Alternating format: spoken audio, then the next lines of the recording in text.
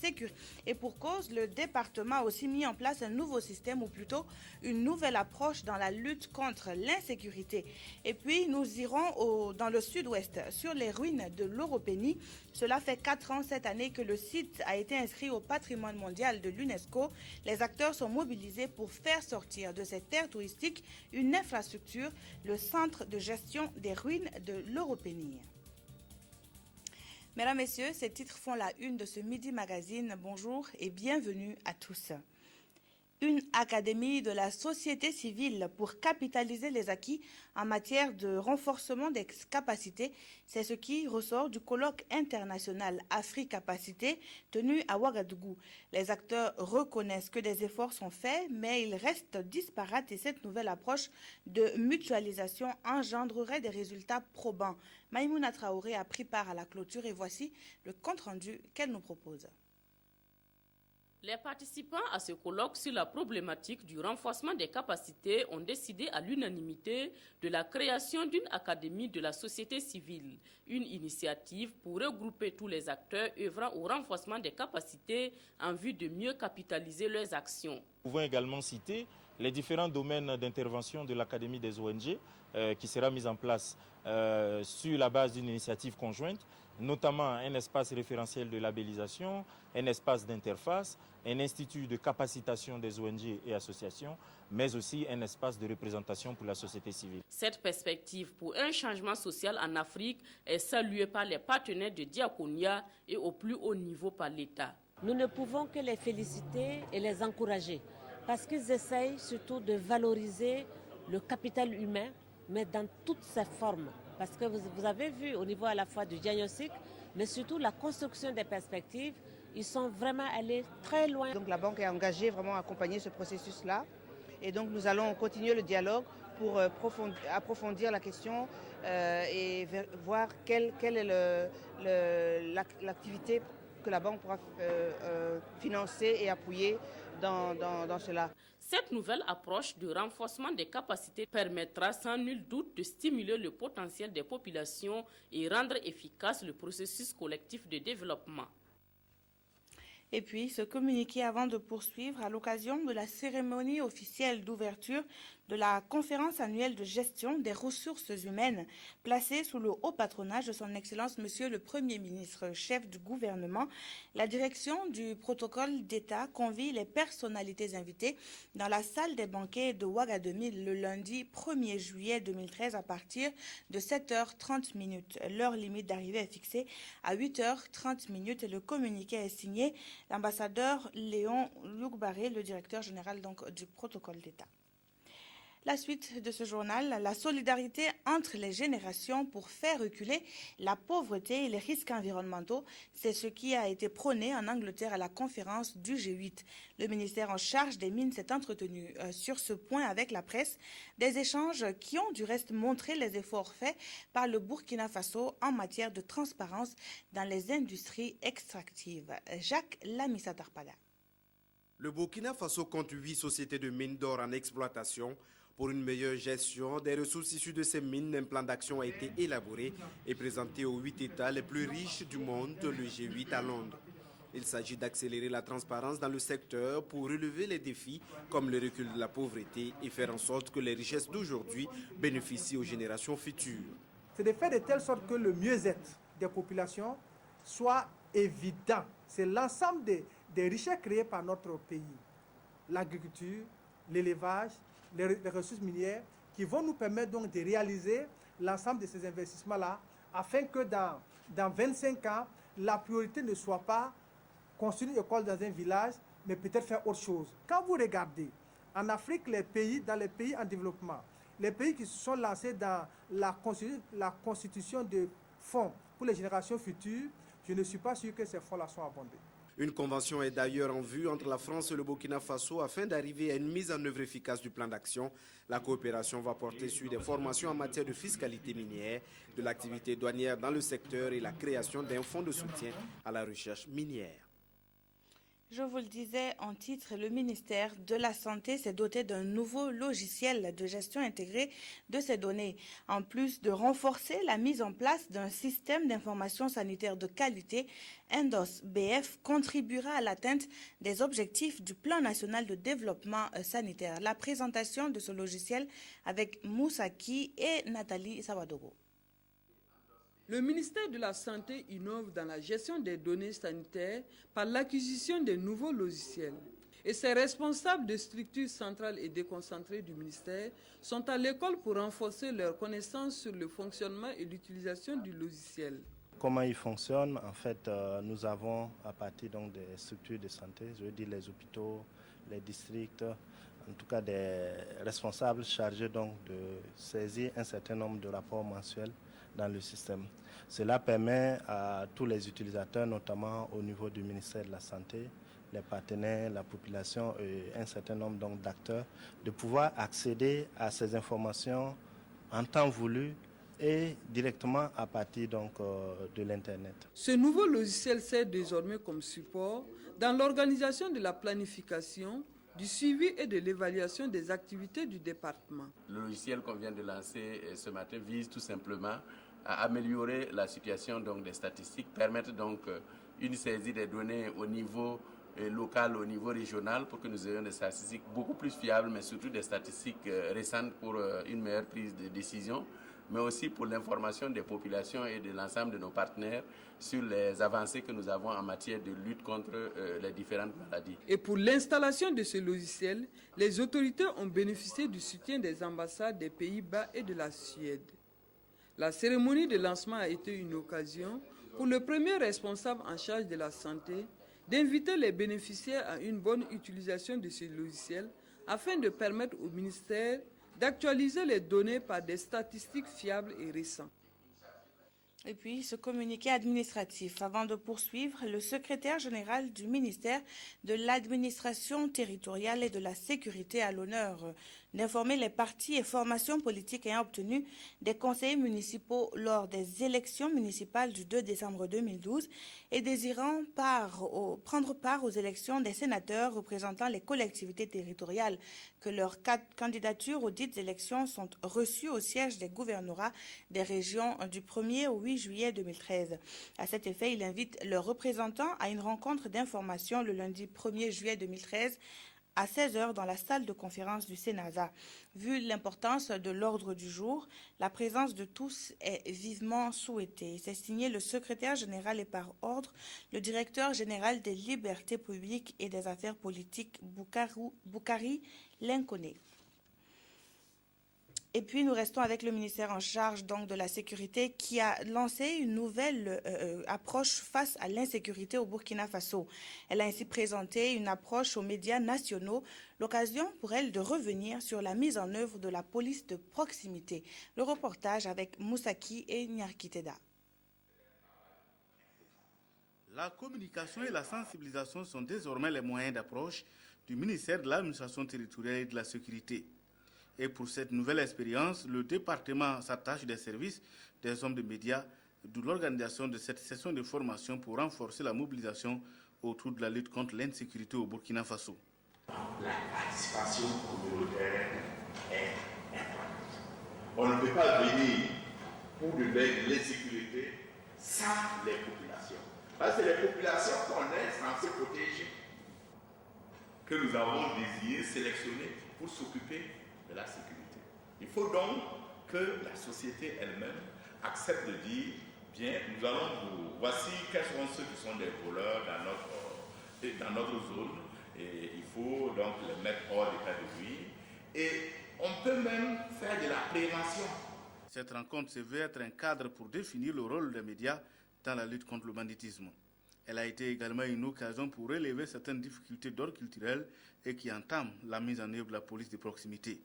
Une force qui nécessite une adhésion totale des populations. La répression est aussi accentuée à Kaya pour éradiquer la drogue dans les habitudes des enfants. Le phénomène persiste malheureusement avec le travail de ces enfants sur les mines et carrières. Et la journée mondiale de lutte contre la drogue, commémorée en différé dans le San Matenga, a attiré l'attention sur l'urgence des actions à mener pour protéger les enfants. Wendata Nathalie Kaore. Le Burkina Faso, qui était jadis un pays de transit de trafic de drogue, est devenu un pays de consommation de cette substance. Au cours de l'année, 17 tonnes de cannabis, 3 kg de cocaïne et 8 tonnes de médicaments de rue ont été saisis. Les plus grands consommateurs de ces drogues sont les jeunes et les conséquences de ces substances se manifestent sur la santé, la sécurité publique et le développement économique. Auprès des lycées, même à l'école primaire. Nous avons donc un problème de drogue qui touche principalement la jeunesse.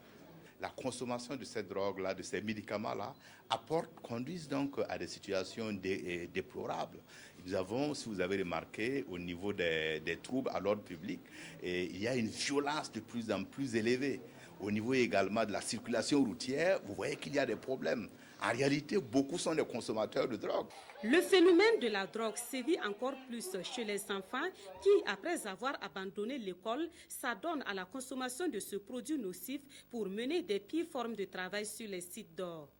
Les jeunes enfants sont envoyés au fond des trous. Ils sont drogués pour pouvoir travailler nuit et jour. Après, ils deviennent des loques humaines et c'est malheureusement donc la réalité sur donc, le terrain de l'orpaillage. À Kaya, les acteurs de la lutte contre la drogue ont donc interpellé parents et éducateurs sur les conséquences multiples et dangereuses de la drogue sur les enfants. Un appel a été particulièrement lancé aux jeunes afin qu'ils se départissent de tout essai de consommation de la drogue. Pour ceux qui n'ont pas touché à la drogue, nous lançons un appel à ceux qui n'y touchent pas du tout. Parce que au-delà de ce qu'on peut voir, ce qu'on peut croire, dans la rue, vous avez des drogués qui sont devenus des véritables fous, des démons. Vous en avez qui en sont décédés. Vous en avez qui sont devenus des délinquants, qui coupent les routes, qui violent, qui attaquent. C'est devenu des gens inutiles. Dans le cadre de cette journée, les lauréats des compétitions sportives et littéraires ont reçu leur prix et la célébration a pris fin avec l'incinération des drogues saisies. Un mot à présent sur le 5e congrès ordinaire du syndicat national de la Sonabel. À cette rencontre 5e du genre, les travailleurs de la nationale de l'électricité font le point des acquis et des échanges sur le devenir du syndicalisme dans leur société. Sié Sylvestre Da. Demain, quel syndicalisme à la Sonabel? C'est sous ce thème que se tient le 5e congrès ordinaire du syndicat national des travailleurs de la Sonabel, SNTB. 2 jours durant, les congressistes vont faire le point de leur lutte syndicale. Il s'agira de réfléchir sur les stratégies à mettre en œuvre pour que le SNTB puisse répondre véritablement aux aspirations des travailleurs de la Sonabel, un établissement public de l'État qui connaît en ce moment de sérieux problèmes techniques et financiers. Il appartient à la direction générale de prendre son courage en main et de rassembler les travailleurs de la Sonabel pour véritablement discuter des problèmes. Je sais que le problème ne réside pas seulement à la Sonabel. Dire que ça réside seulement à la Sonabel, c'est serait complètement une erreur. Parce que sur le plan politique également, il y a des actions qui sont menées qui mettent la Sonabel en difficulté. Et donc il faut une conjugaison des deux forces. Que du côté du gouvernement, il y a des actions fortes à l'endroit de la Sonabel et qu'également au niveau de la Sonabel, mais les dirigeants puissent, avec l'ensemble du personnel, travailler. En termes d'acquis, le SNTB se félicite d'avoir contribué à empêcher la privatisation de la Sonabel. Il salue en outre sa bonne collaboration avec les syndicats frères au sein de la société, au Burkina et en France, représentés à ce 5e congrès. Nous avons plein de convergences qui nous unissent sur les finalités mêmes du syndicalisme, sur les pratiques mêmes syndicales. Nous convergeons avec des objectifs identiques et donc il était pour nous tout à fait naturel de répondre positivement à l'invitation du syndicat national des travailleurs. En attendant les conclusions de ce 5e congrès ordinaire, le bureau du SNTB souhaite une plus grande implication des travailleurs dans la gestion des affaires de la Sonabel et demande la tenue des états généraux de la société. Ce congrès verra le renouvellement des membres de l'instance dirigeante du syndicat national des travailleurs de la Sonabel. La suite de cette édition nous conduit sur un site touristique bien connu, les ruines de l'Europénie, puisqu'inscrit sur la liste donc du patrimoine mondial de l'UNESCO. 4 ans après cette inscription, l'heure est à la viabilisation du site avec la construction du centre de gestion des ruines. Le point avec Draman Dadia. Au pas de course, direction l'Europénie. C'est un cross-relais de 50 km qui a mis aux prises 10 équipes, toutes des formations des forces de l'ordre et de sécurité, venues apporter un soutien patriotique aux ruines de l'Europénie qui mobilisent du monde ce jour pour avoir rejoint la prestigieuse liste de l'UNESCO il y a de cela 4 ans à Séville, en Espagne. Une fierté certes, mais les défis restent toujours énormes. Le plus grand défi, c'est véritablement de faire en sorte que le site puisse rester, le bien culturel lui-même puisse rester le plus longtemps possible. D'où les nombreuses interventions donc, de stabilisation, ce qui est important, et de pouvoir continuer les recherches. Parce que nous n'avons pas encore percé totalement les choses de mystère qui entourent ces ruines-là. Un mystère qui soulève toujours ces 3 interrogations. Qui sont les auteurs de ces fameuses ruines de l'Europénie? Pour quelles raisons elles ont été construites et quand? Du chemin reste encore à faire selon les différents intervenants.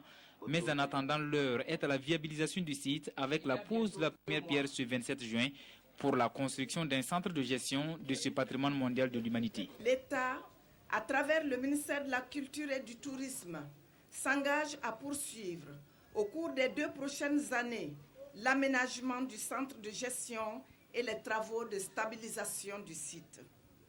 Tous ces investissements visent à faire du site des ruines de l'Europénie un tremplin pour le développement socio-économique et culturel du Burkina Faso en général, de la région du Sud-Ouest en particulier. L'objectif à terme est de faire des ruines de l'Europénie un pôle d'attraction touristique majeur au Burkina et pour cela, tous les acteurs ont été invités à devenir des agents de promotion de ces célèbres ruines, des mots consignés dans ce livre d'or. Et puis, le paysage littéraire au Faso s'est enrichi par la publication d'un ouvrage intitulé « Aperçu du système africain des droits de l'homme ». L'auteur, une avertie de la question, jette un regard critique sur les textes normatifs et les organes de promotion des droits humains en Afrique. Le livre de Salamata Sawadogo nous est présenté par Ismaël Diloma Sirima et Patrick Karim Namwano. 152 pages pour mettre à nu l'état des droits de l'homme en Afrique. Cet ouvrage est de Salamata Sawadogo. Il fait ressortir les textes normatifs élaborés et adoptés par les différents États africains.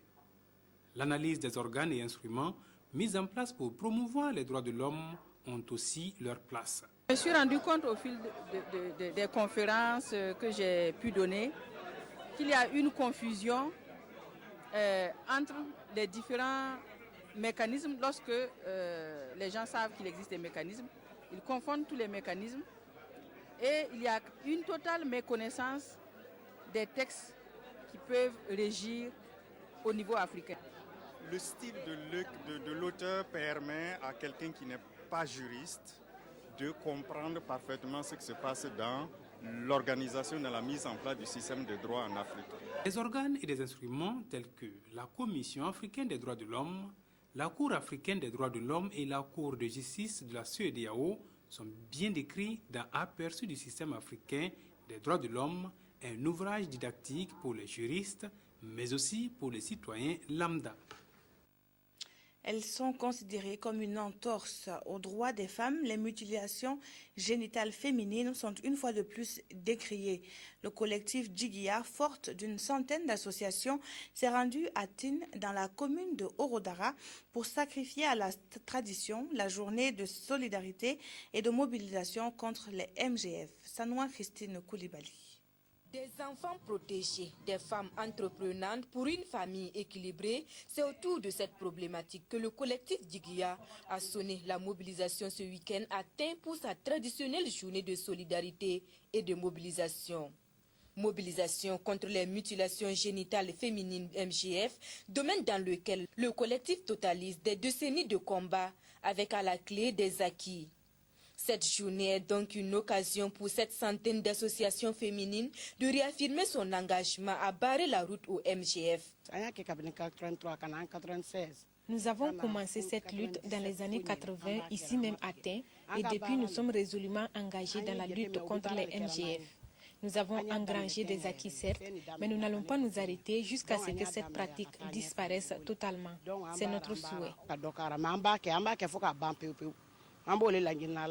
Dans ce combat pour l'épanouissement de l'enfant et de la femme, le collectif peut compter sur le soutien des autorités de la région.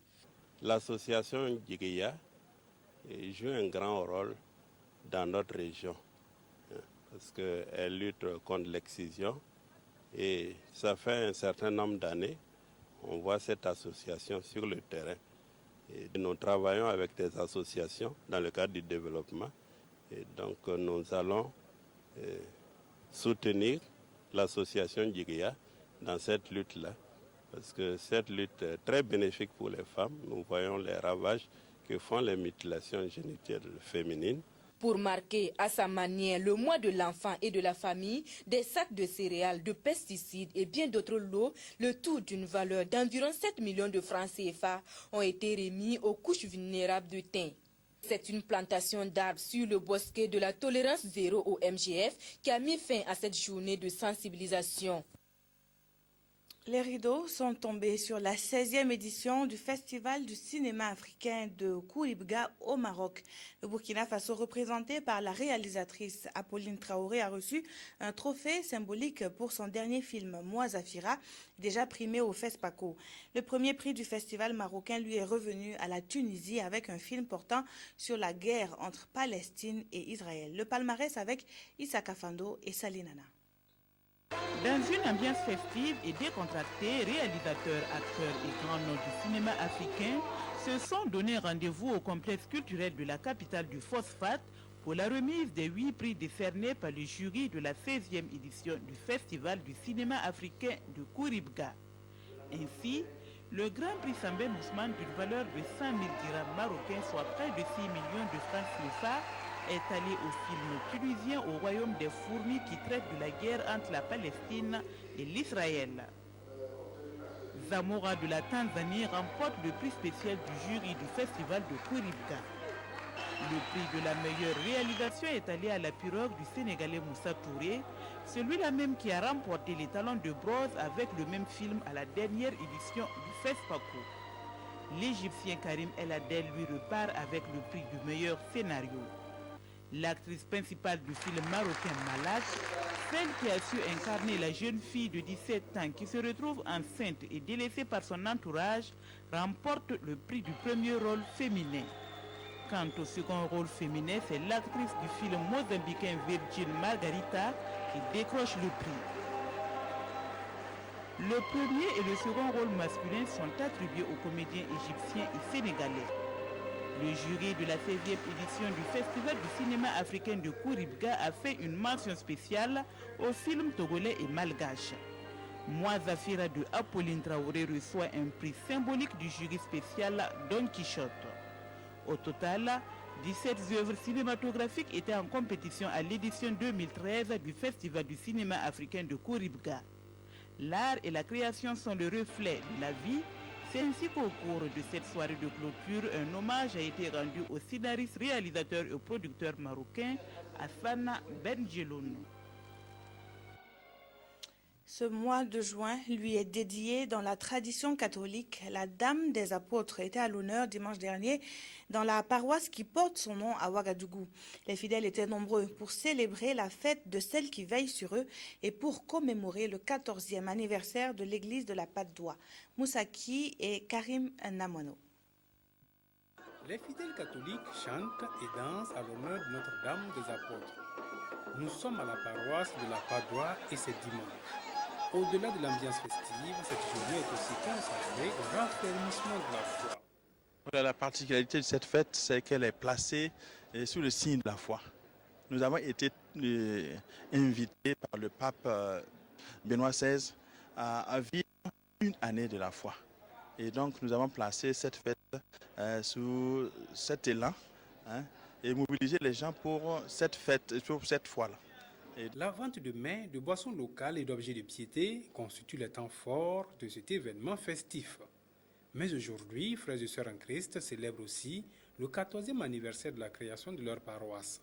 Pour moi, c'était une opportunité aussi pour cette communauté dynamique, et les remercier pour leur engagement, non seulement au niveau de la paroisse des CCB, mais au niveau du diocèse et même de l'Église universelle. Au mois d'octobre dernier, la paroisse s'est montrée très généreuse et nous avons pu collecter une somme consistante, 8 millions envoyés au Saint-Père pour la mission universelle de l'Église. C'est après la dégustation de mets et de boissons locales que les fidèles catholiques repartent chez eux une fois de plus, nourris de la foi en Christ. Désormais, ils sont investis de la mission de maintenir ardent la flamme de cette foi. La Croix, un après-midi à toutes et à tous.